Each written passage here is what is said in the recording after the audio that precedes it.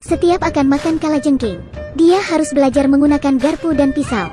Sebagai latihan kekuatan menahan musuh. Setiap kali makan ular beracun, dia harus berlatih menggunakan lidahnya. Latihan kekuatan lidah. Apakah dia gila? Tidak, pria ini sedang berlatih bela diri. Karena setengah tahun lagi, si pria yang namanya Stan ini akan dipenjara. Masuk penjara Amerika sama seperti masuk ke dalam neraka. Stan adalah seorang penipu kelas kakap, yang akan masuk ke dalam penjara kelas tengah. Selama 3 tahun, baru akan dibebaskan. Sehingga Stan ingin menjadi lebih kuat. Untungnya dia kaya. Stan membayar seorang ahli bela diri misterius, memintanya melatih dalam setengah tahun itu. Melatihnya menjadi petarung handal. Sejak saat itu pelatihan kejamnya dimulai. Makan itu adalah langkah pertamanya. Kemudian berlatih. Di pagi hari Stan latihan kekuatan dasar. Siangnya latihan bertarung dengan tangan kosong. Sorenya latihan membentuk otot.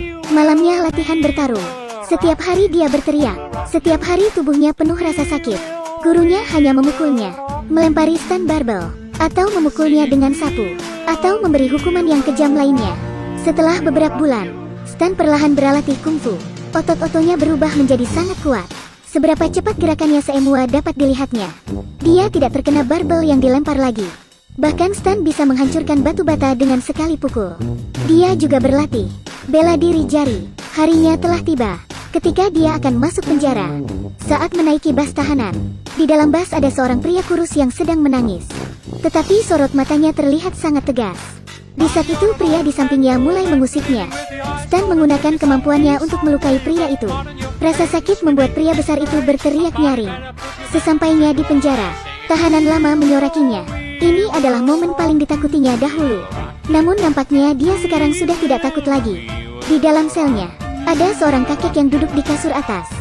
Stan berkata, "Itu adalah kasurku." Kakek itu menolak untuk memberikannya. Stan lalu menendang kasurnya ke atas.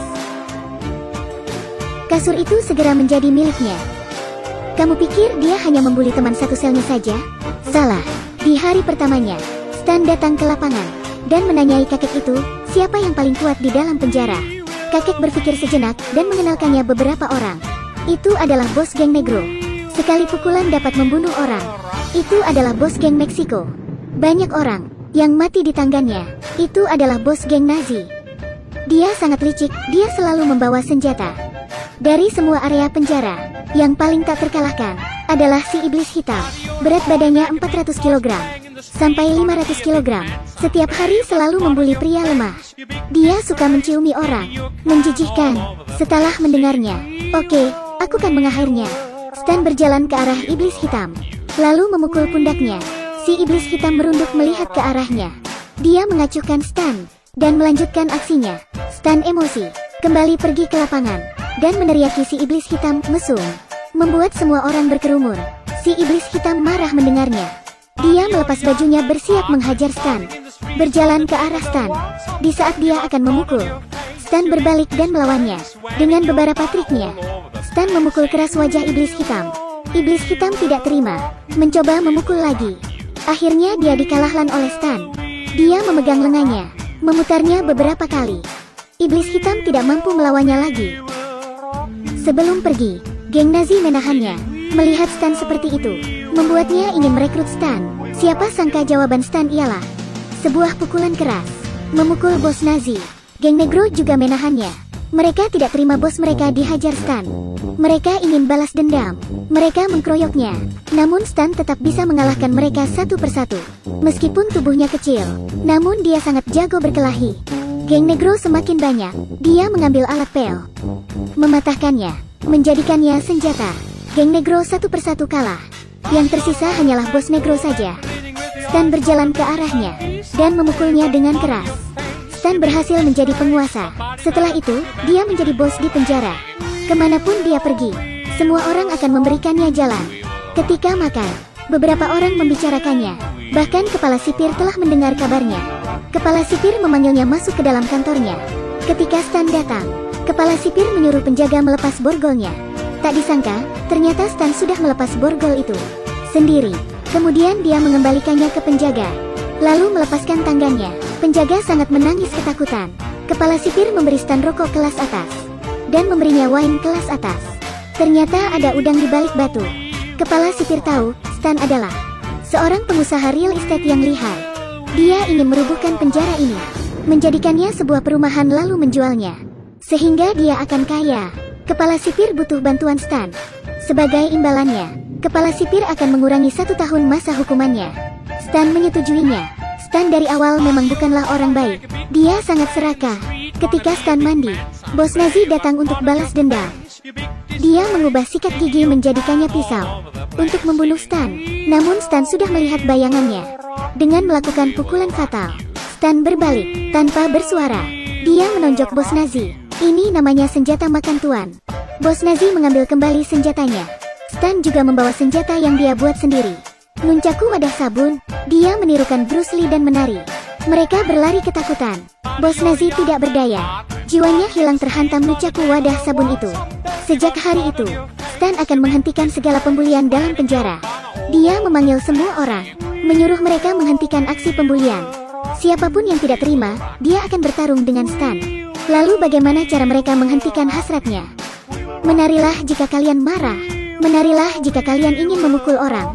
Di bawah pengawasan Stan, suasana penjara menjadi cerah. Tumbuhlah rasa menyayangi satu sama lain. Orang yang bertabrakan di jalan saling meminta maaf. Semuanya berubah menjadi baik. Sekarang orang-orang saling berbagi, mengganti kata-kata kotor tato mereka menjadi kata-kata yang baik. Ketika Stan ulang tahun, semua orang datang ke sel Stan dan berpesta. Semua orang memakai topi bodoh, menggunakan toilet sebagai tempat jus. Semua orang menyukai perubahan itu, kecuali kepala sipir.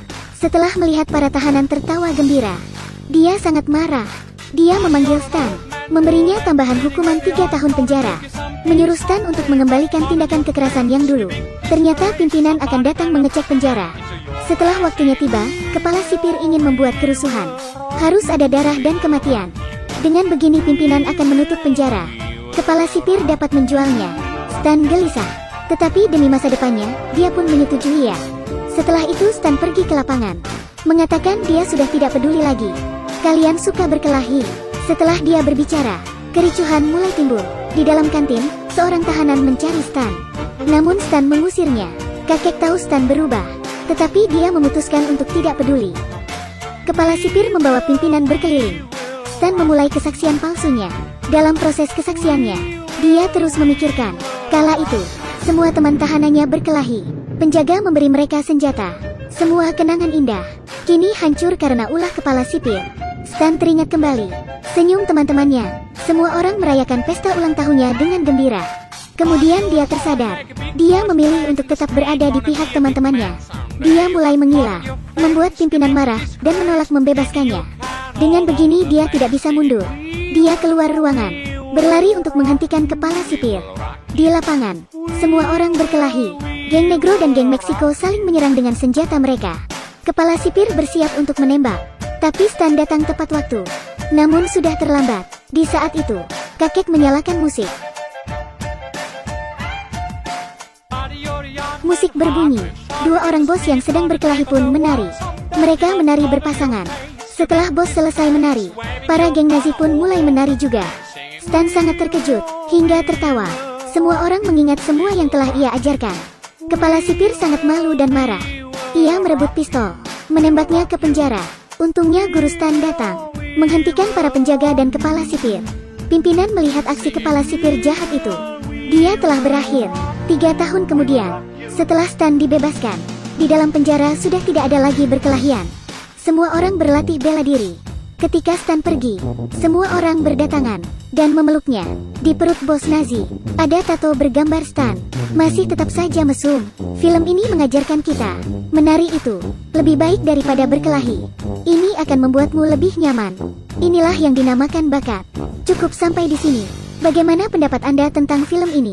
Saya ingin melihat pendapat Anda di komentar. Jangan lupa like-nya ya.